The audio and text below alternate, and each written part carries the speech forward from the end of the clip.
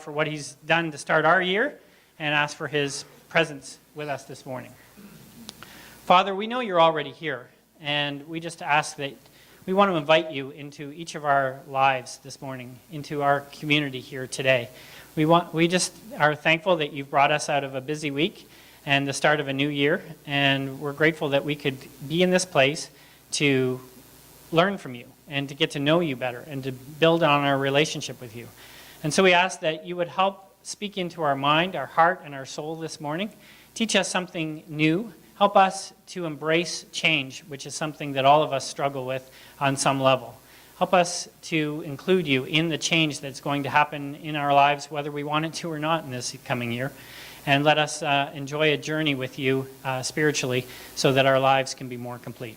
We ask for your blessing on everything that happens here this morning, that it might bring honor and glory to you. Amen. Well, good morning, everyone. Normally in January, we often will start another Phase 1 growth group. What a Phase 1 growth group is a gathering of, say, 8 to 12 people who will meet just to simply discuss some of the basics of what Christianity is all about. In other words, if you're trying to piece things together and you want sort of answers and a place where you can ask questions and challenge things, then Phase 1 is really where that takes place. And so we're contemplating starting another one if there's enough people that are interested in a Phase 1. It would be on Wednesday nights. And so if you are at all interested, or if you know of someone that might be interested in attending a Phase 1, which would run from mid-January to about the end of April, if anyone's interested in doing that, could you have them talk to me within the next 2 weeks? Because that's when we'll be making a decision about that. So that's just a quick ad. As we come into this year, as we start a new year, it's often a time of just thinking ahead. It's sort of like a fresh start, isn't it? We're saying this year is going to be a little bit different in some way than last year. And because what I'm saying is that even though last year was good, there were some things about my life that are still a little bit incomplete. Some things I still want to be changed. Anyone there? Is there something about your life that you would actually like to change? Or are you perfectly happy with how you are right now? If you are, then you're maybe a little deluded because probably there's people around you, especially family members, that can probably suggest some changes that you need to be experiencing. Whatever it is, I think that as we look at life, there's a little bit of a mixed sort of statement. The idea that I want something to be new and fresh and different this year is sort of looking back saying, well, last year I didn't really experience life fully as I'd like to experience life. I'd like this year to be somewhat different. Maybe I'm not 100% sure, or maybe you can pinpoint, here's exactly what I'd like to see changed. And some people make their New Year's resolutions based on, I'm going to lose weight, I'm going to spend less time at the office, whatever it is, we come up with these ideas of, this year I'm going to change this and make it different. And so what it's saying is really there's still some degree of discontentment in our lives. That I'm not fully content with who I am or where I'm at in life, and I'd like some things to change, and that there must be something better waiting for me than what I have right now. Like really, would you be fine to say this is as good as it gets and it will never get any better? Or is part of you saying, no, I'm hoping that things can be better?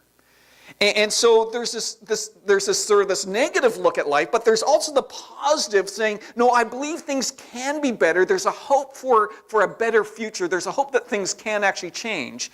And this sort of tension between discontent and hope is actually the right place to be. Now, I want you to understand that you may be thinking, well, wait, have we done series where you're supposed to be content with whatever circumstance you're in, or with who you are? Like, isn't that one of the things that God brings into your life is peace and contentment? So then why are we saying you should be discontent? Well, what I'm saying is it's both. Yes, we are to be content with the circumstances God has placed in our life and realize, God, okay, for whatever reason you're allowing me to go through this, I'll just trust you and I'll be content with the circumstances. And I'll be content that you're with me and I'll be content. But he also wants us to be discontent with anything in our lives that separates us from him. Anything that makes us not like him. Anything that makes us not like he originally created us to be. Because remember, in the Garden of Eden, he created us perfectly. And we were created to be his rulers, his representatives, and everything was wonderful. But then sin came in and messed everything up.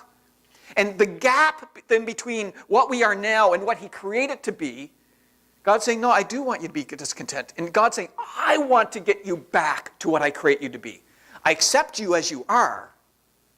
I'm not expecting you to be there before I'll love you and accept you. I'll accept you right where you're at. But I love you so much, I want to get you back to what I create you to be, because everything you experience otherwise brings sorrow and discontent and hurt into your life. See, so what God is saying is, there's things in your life I want to remove from your life that I want to bring change in, because they're just taking life away from you.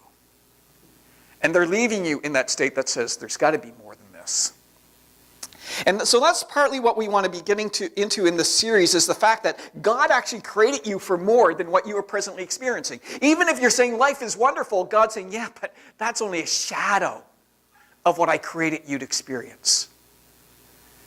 And he says, I've got so much more for you. And the only question then is, well, what is it, God? What's the better you actually have for me that will give me more joy and more peace and more contentment? What's the better you have for me? And then the second question is, how do I get it? That's what we want to be thinking about today and as we go through the rest of this series. I've got a little video here for you.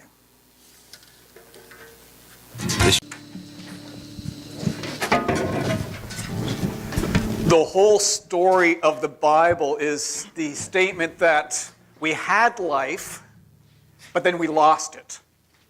And now from Genesis chapter 3 right to the end of the book of Revelation, encompassing the entire Bible, is a story about how God wants to give us a new life. And what God is essentially saying is, the life that you have in and of yourselves is not a life worthy of me. It's not even a life worthy of you. I didn't create you to experience that life, because that life is so distorted, it's so in bondage, it's so bought into lies, it's so empty. And God's saying, I'm here to give you new life. The whole point of Jesus coming and dying and rising again was so that he could give us new life. That's the story. And I think every single one of us, if we're honest, we want new life. We want change. We want something to be different. And yet there's a little bit of this tug of war, isn't there, that happens in our life, because we have the old life that we're used to and we know, and even if it's a little dysfunctional, we're somewhat comfortable with it. And that's in tension to this new life that's over here that God wants us to experience, and we want to experience it too, but we're sort of now caught holding on to both. I don't want to completely let go of this, but I want this. And now there's this tension and this tug of war that happens in our lives. And you know, it's kind of interesting that people who are going through real difficult times, they say they really want the new life. But the reason they're back here going through all these struggles is because they're actually not willing to let go of this life. There's still something about this life, even though they're not happy about it, that they still cling to it and they hold on to it. Sometimes in a counseling situation, when someone's going through really difficult times and it's been their whole life, that's almost defined their life. And even though they say, I'm unhappy with this and I want change, they're almost afraid to let go of what they know and embrace what God offers, even though they really want the change. Because as much as they hate this life, they've at least learned to build some sort of defenses and some controls. But if I let go of this and I just accept what God is, well, can I trust that? And can I trust God? And really, that's what creates this tug-of-war tension in our lives. And we all have that tension. Some of you are saying this year, I'm going to lose some weight. But what's the tension is, yeah, but I don't want to stop eating the sweets. I don't want to stop eating what I'm eating. And like, isn't that the ongoing tension? I want to lose some weight, but I don't want to let go of the food. Or some of us would say, I'd like to have more money in my bank account, but I also like being able to spend and buy things. Little things, I just go, but it accumulates, right? And we're always caught in this tension between something we want, but something we're not willing to let go of. And yet what God says, when it comes to change, and the change he's calling us to, it always requires letting go of something. But that's a problem because we become addicted, in a sense, to what we're holding on to. And we're afraid to let it go. And so what God's wanting us to do is take a step of faith and trust him, but we have to leave behind what's holding us back. And the whole story of the Bible is a series of stories of people God called to let go and embrace something different. Every story in the Bible is a call to change. Every passage in the Bible is a call to change, and it's a call saying, if you want the better, you've got to let go of what's holding you back. And there's one story in the Bible, actually a couple stories here, I just want to touch on, same character. The first one, it comes from Genesis chapter 12, a guy by the name of Abram. And Abram was this guy that lived at a time when there was no real righteousness on earth. In the book of Genesis, you have everything getting more evil and more evil and more evil up until the time God sends the flood and he wipes out the earth. He says, let's start again. And you think that when people started again, that they would have taken life and God a little bit more seriously, and that they're saying, hey, we're not going to get to that point again where we all turn away from God and we all become so evil and violent and wicked that God has to do something drastic. We're not going to let that. You would think that would be the case, wouldn't you? But it's not our nature. Our nature is always to turn away from God. Our nature is always to distrust God. Our nature is always to promote self. And so it's not too long between the flood and the next story in Genesis chapter 11 where they build this incredible tower as a monument to mankind. And on top of this tower would have been some altars probably in worship to the gods of the stars. So an astrological type of worship center. And the whole point of this tower and this monument to mankind was saying, we are not going to disperse across the whole world like God told us to. We're going to stay here together, and we're going to be a great nation, a great people, all by ourselves. And we're building this monument to ourselves, and we will worship the gods of the stars. And God's up there just shaking his head saying, oh my goodness, not again. And so that's when God changes their languages and forces them to spread abroad to fill the earth like he originally commanded them to do. And at that point in time, God's looking at the earth and saying, is there no one of faith and no one of righteousness? And the sad story is there isn't. Well, actually, there's not very many. We do discover that there's at least one later on. But in the general population, no one really to turn to. So God turns to this one guy who grew up in a cult family. They would have worshipped the sun god.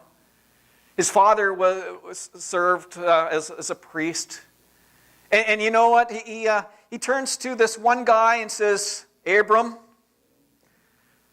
I'm revealing myself to you. Me, the true God, the God creator of heaven and earth. And Abram, I've got a plan and I've got a purpose for you. Abram, you're 75 years old. You're too old to have kids. Your wife, Sarah, has never had children. She's unable to bear children. And you're way past that age now anyways. Abram, if you'll trust me, I will make you the father of a great nation. You will have descendants that outnumber the stars in the sky. And I will bless you and you will be a blessing. Listen to what it says. Genesis 12, 1-3. The Lord said to Abram, leave your country, your people, your father's household, and go to the land I will show you, and I will make you into a great nation. And I will bless you. I will make your name great, and you will be a blessing. I will bless those who bless you, and whoever curses you, I will curse, and all the peoples of earth will be blessed through you. So this is kind of interesting. In Genesis chapter 11, people were saying, we will make ourselves into a great nation. We will make ourselves great and have a great name. And God wipes that plan out, and he starts with Abraham saying, Abraham, I will make you into a great nation. I will make your name great. But I'm going to be the one doing it, and I will be at the center of that nation that I create. He says, now Abram, here's what I'm offering you. But Abram, there's a catch here. In order for you to receive this blessing, you have to leave something. You have to leave where you presently live. In other words, you have to leave your country. You have to leave your, what's it say here? Your country, your people, and your family. You have to leave all that behind to embrace what I have for you. Now the question is why? Why would God say, Abram, you have to leave your family and your people and your country, you have to leave all that behind? Couldn't God have blessed Abram right there?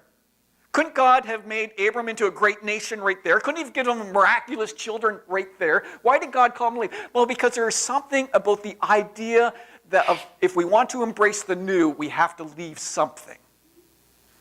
And God is symbolically telling Abram, you need to leave that place, because what he's saying is you need to leave all these ties that you've had to the past and the worship culture that you were bought into there, where they worship all the gods of the sun, the god of the moon, the god of the stars, the god of this, the god of that. I want you to leave that whole thing behind, get away from that, and embrace the new that I have for you. Now, what's really interesting here is that God doesn't even tell Abram where to go. He says, you need to go to the land I will show you. Now, isn't that kind of frustrating? It really challenges our need to be in control, doesn't it?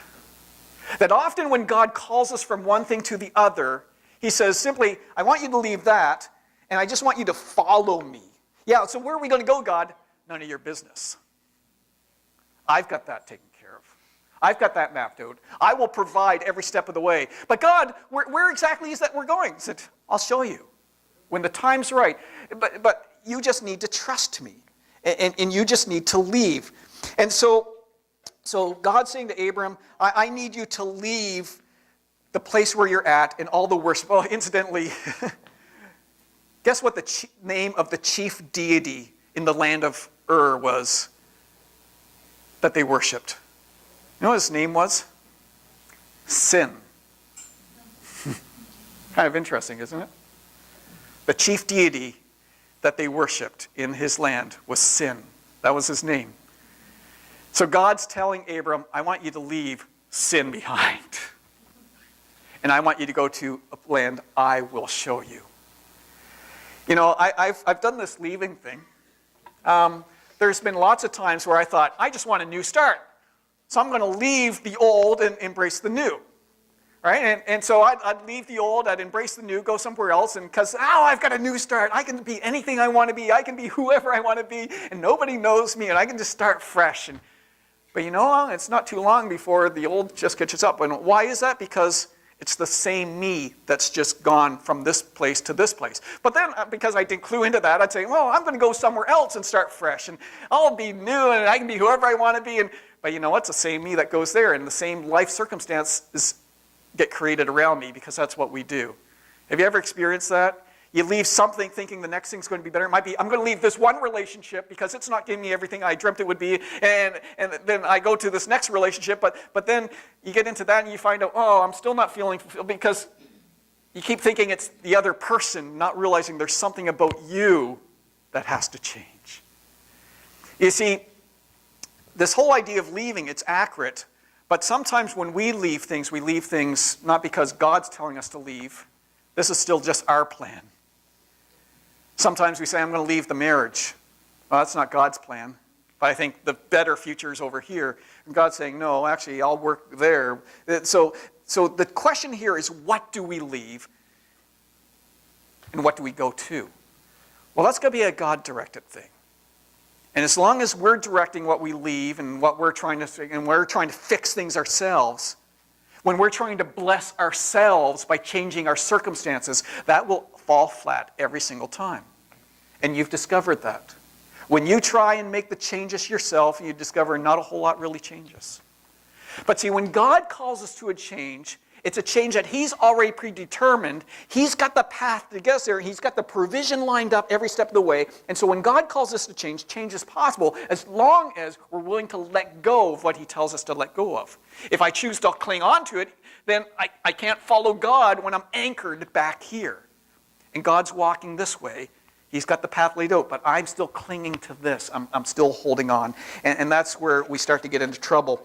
So if God was going to start a nation, a new nation that would represent him, a new nation that would be a faith-based nation, a new nation that would just exemplify God's characteristics to the rest of the world, then the starting point of that nation need to be a man of great faith.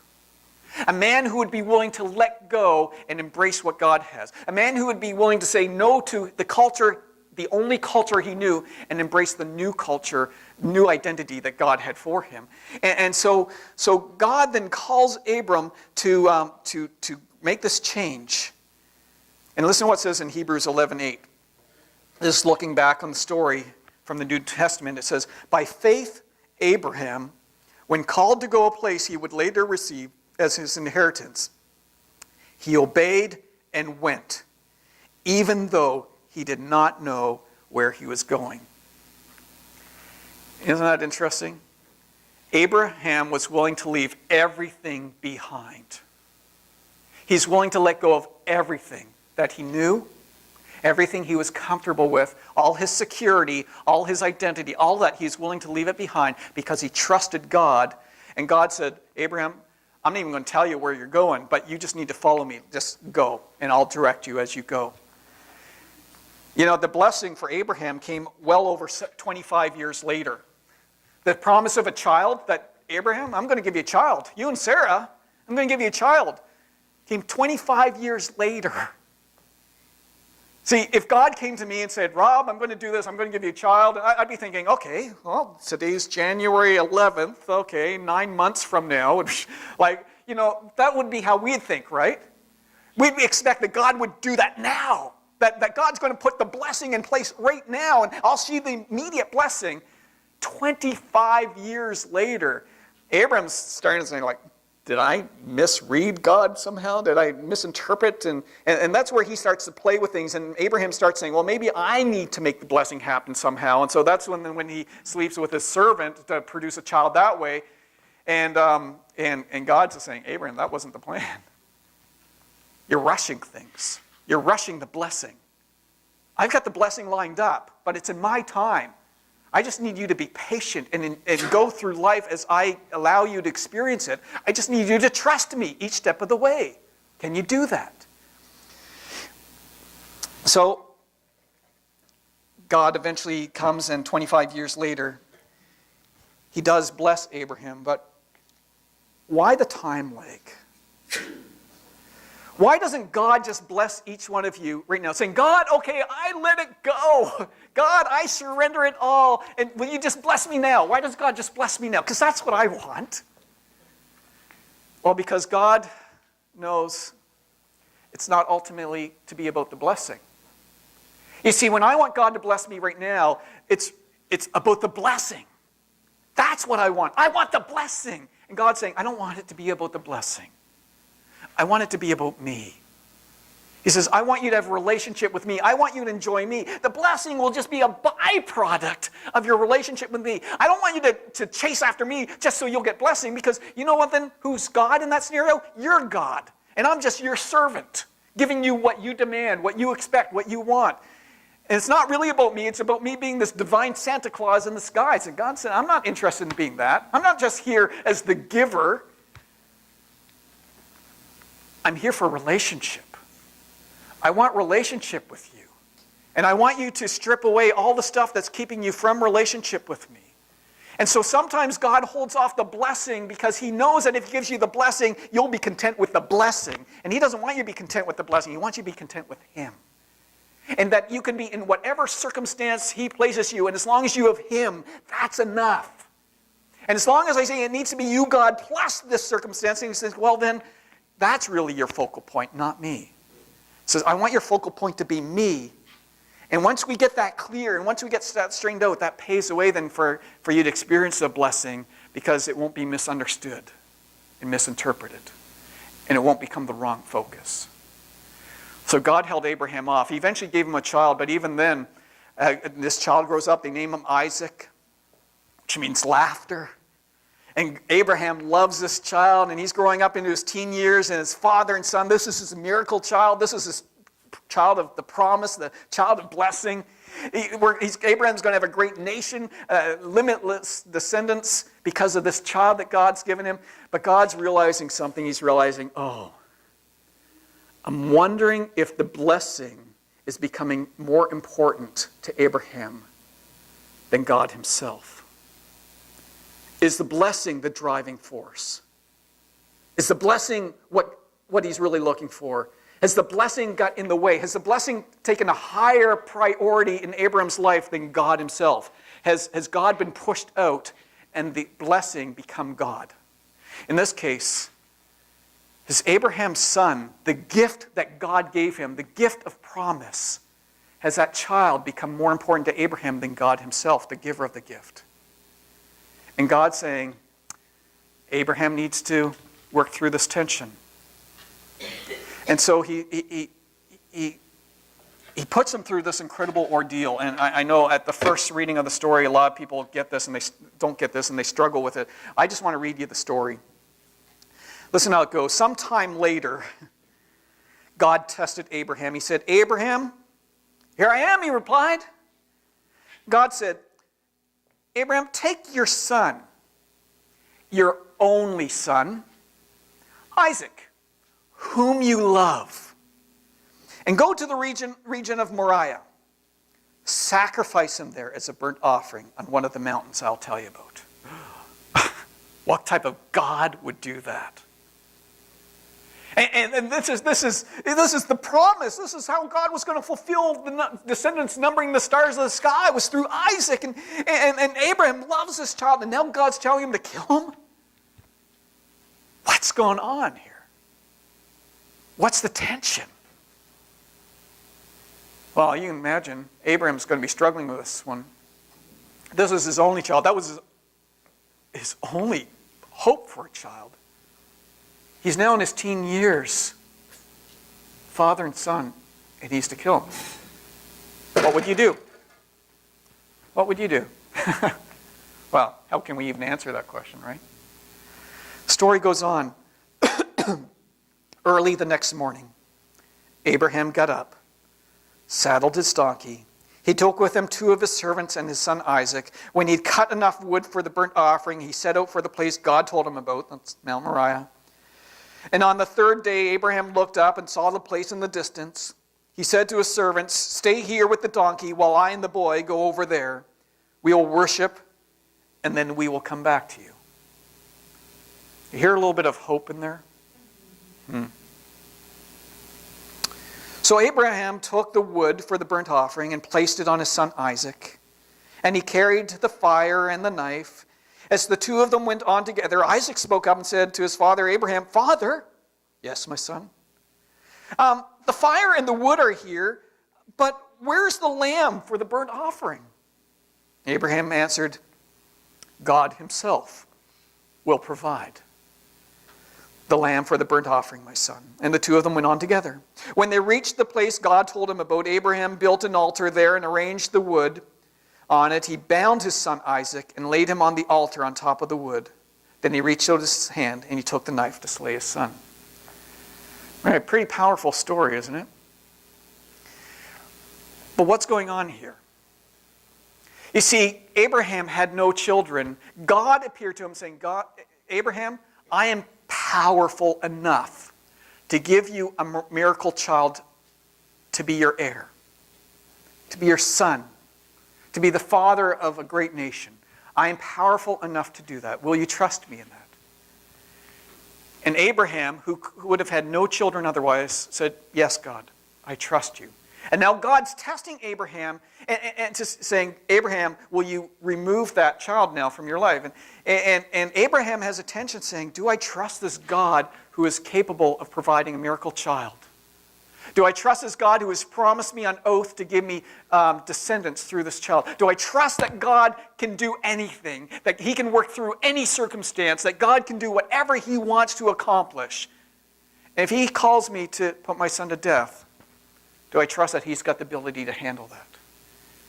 And Abraham had to come to the conclusion, I trust God. Even though the circumstances I don't get, even though the circumstances I don't understand, I trust that God, even if Isaac gets put to death, that God can bring him back to life. That God will fulfill his promises. And that was the tension Abraham had to work through. And essentially, he had to do it in the same way that Jesus, before the crucifixion, had to say, Father, not my will, but your will be done. Father, this isn't about me and what I plan for my life, what my expectations are, what I want. Father, I put to death my will, not my will, but yours be done. Father, what's your will in my life, and what do you want to do? Father, I will let go of my life. I will leave it behind. I will separate myself from my will, from my desires, my expectations, and I will simply say, here I am. What do you want to do with me? And in Abraham's case, it's what do you want to do with my son? And Abraham had to trust God. He surrendered his will. In a sense, he surrendered his life. So, Abraham takes the knife. He's about to slay his son. It is kind of interesting that Isaac, as a teenage boy, doesn't seem to indicate that there was any resistance there, was there? I mean, teenage boy, if I want to throw Brett on the altar and tie him up, and probably guess that he might resist and run away. And that would be a little bit of a challenge there. I'd still win, of course, but you know. But you know what? As you look at the story, you'll see an exact parallel between the story of Isaac and the story of Jesus. That the father sent his son to be sacrificed. Jesus had to carry the wood of his execution on his shoulders to go to Moriah, which incidentally is modern-day Jerusalem. The very place where Jesus was crucified on the cross would have been the very place Abraham built the altar to sacrifice his son, and that the son laid himself down silently on the altar, and that Isaac was going to now be a sacrifice, and Jesus comes in as the substitute. Abraham said, the Lord will provide a sacrifice. Isaac wasn't to be the sacrifice. God knew that. He was just a picture of Jesus, God's son, who God would surrender, who God would offer up his life as a sacrifice. Isaac's just a picture of Jesus here. It's kind of interesting how that all weaves together. But it goes on, he says, but the angel of the Lord called to him from heaven and said, Abraham, stop, Abraham. He said, here I am. Do not lay a hand on the boy.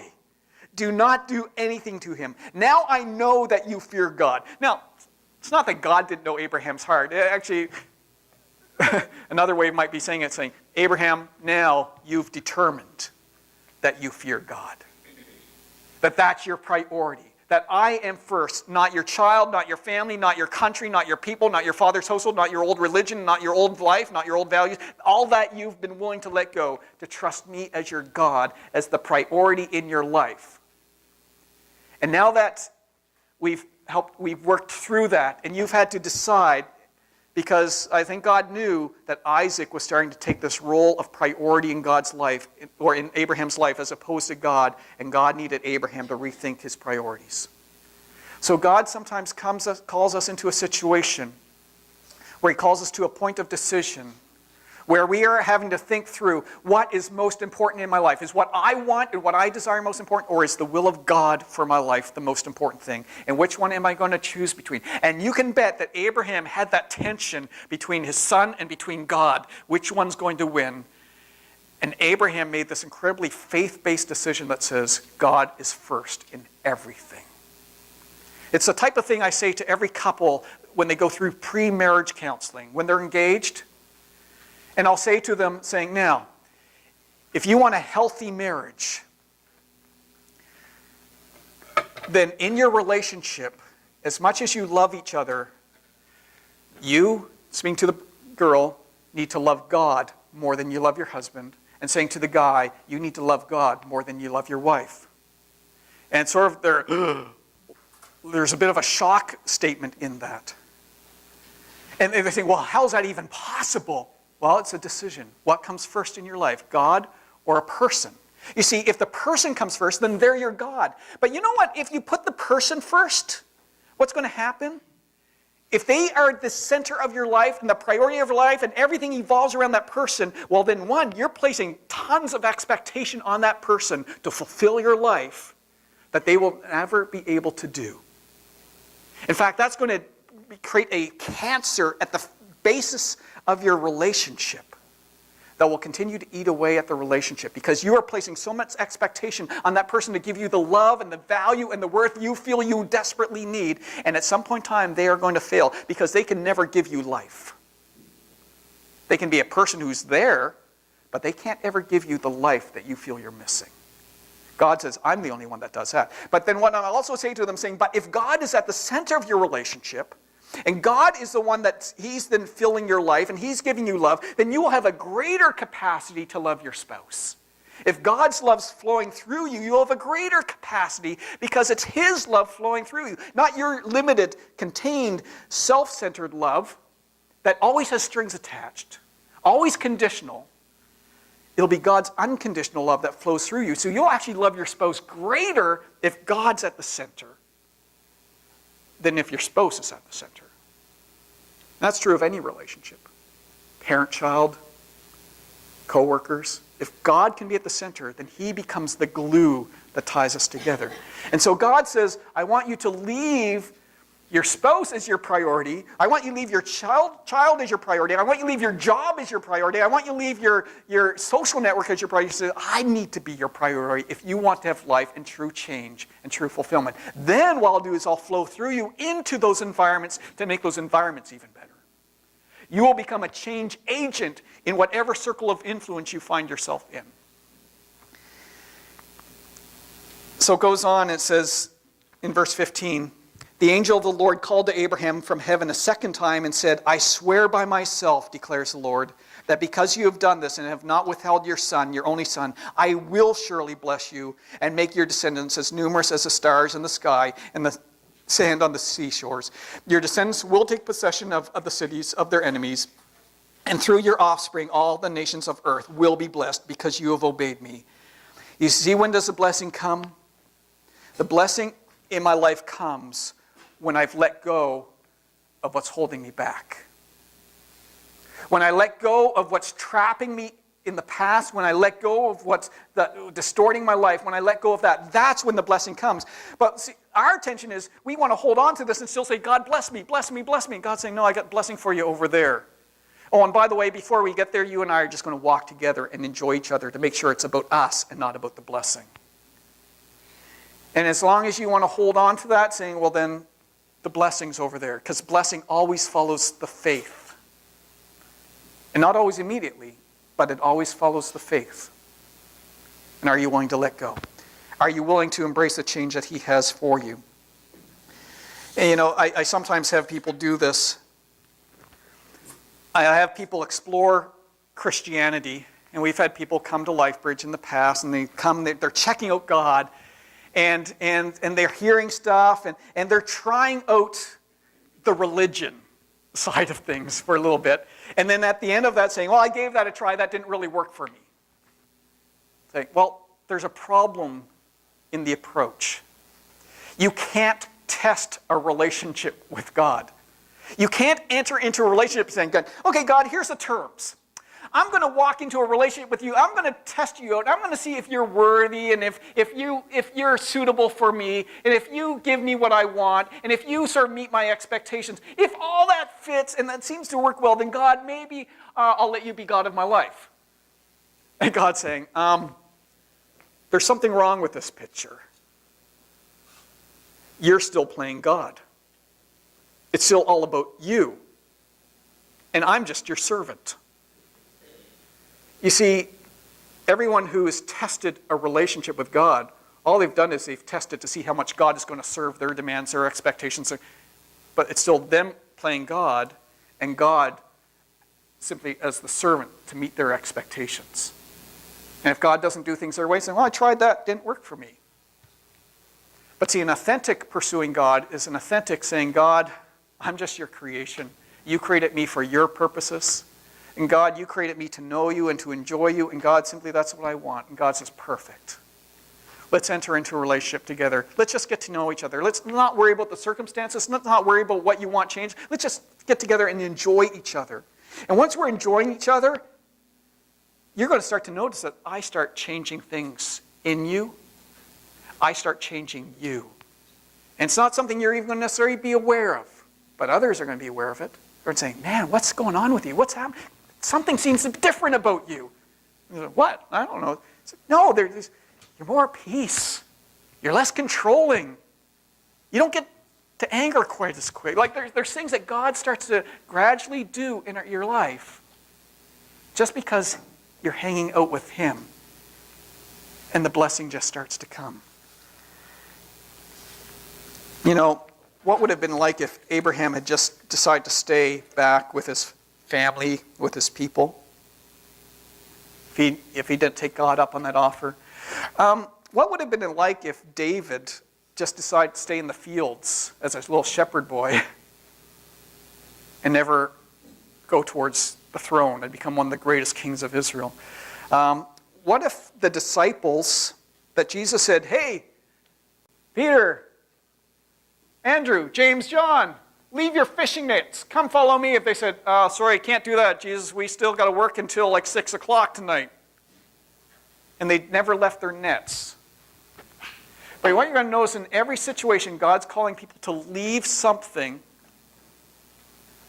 whatever's going to hold them back from the purpose that He has for them. He always calls us to leave something so that we can be freed to embrace His purpose for our life. Because chances are you've embraced something in your life that's holding you back from His purposes. And He wants to strip that away.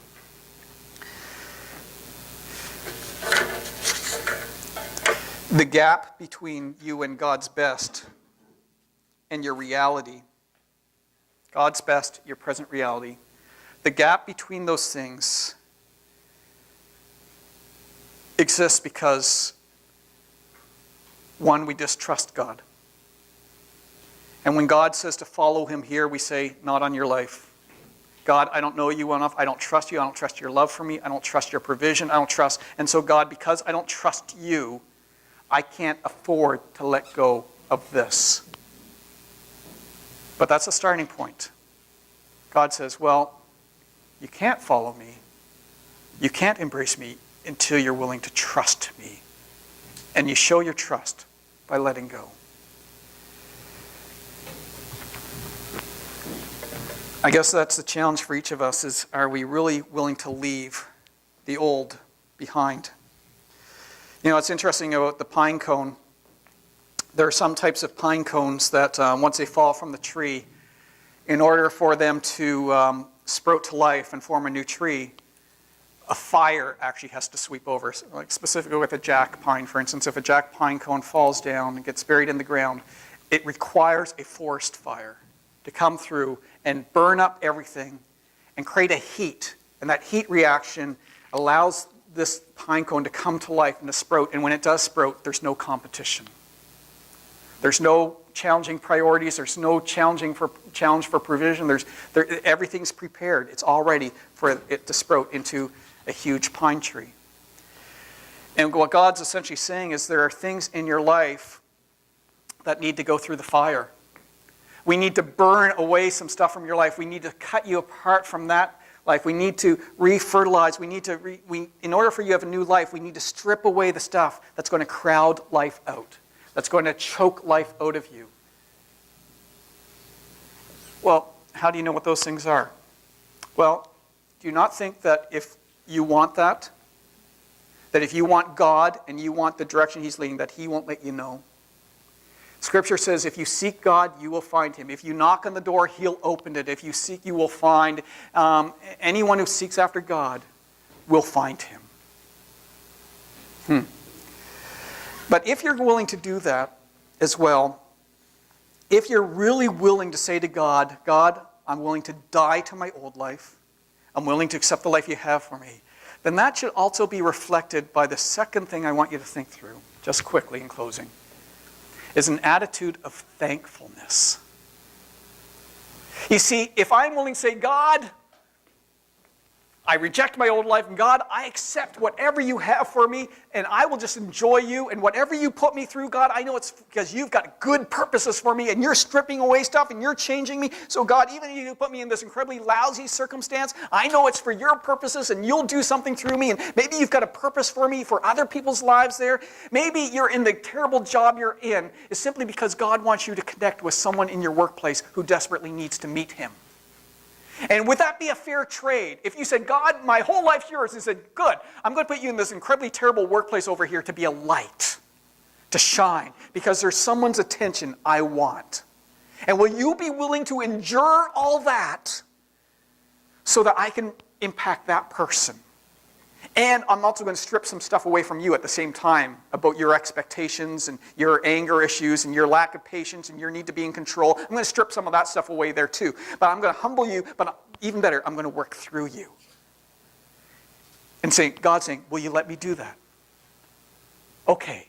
But here's the hard part, is God puts us in that circumstance, but he doesn't tell us all that. He just puts us there.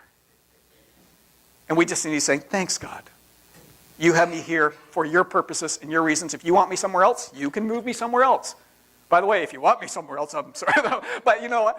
But God, whatever the case, it's your life. Do with what you want. And God, as a result, then I will just be thankful in every circumstance you put me. I will just exude thankfulness for life and for my relationship with you and that you're working something out and I have no clue what it is. But I trust you.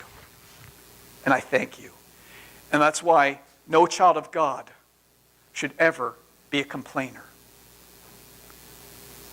We should be the voice of hope and of joy and of peace in whatever circumstance we enter into, whatever group of people we enter into. People should never hear a voice of complaint come out of our lips, because that is to deny God and who he is and the purpose he has to bring life back to people.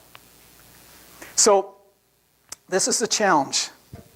We're called to be light. We're called to be hope. We're called to be the answer to life in people's lives. But where is it that God's calling you? What's he asking you to leave, and what's he calling you towards? How do you discern what God's best is for you? We're going to tackle that next week. Hope you come. We'll deal with it then. Let's pray. Father, each of us has areas in our life we need to leave behind. And I just pray that would your Holy Spirit be active this week? Would you actively show us and convict us of areas in our life we need to step away from? We need to let go of and just trust you. Father, would you reveal that to us? Would you help us understand what your will is in your direction, in your leading, and would you just give us a distaste for what we're holding on to that hinders our life with you? Would you help us see that?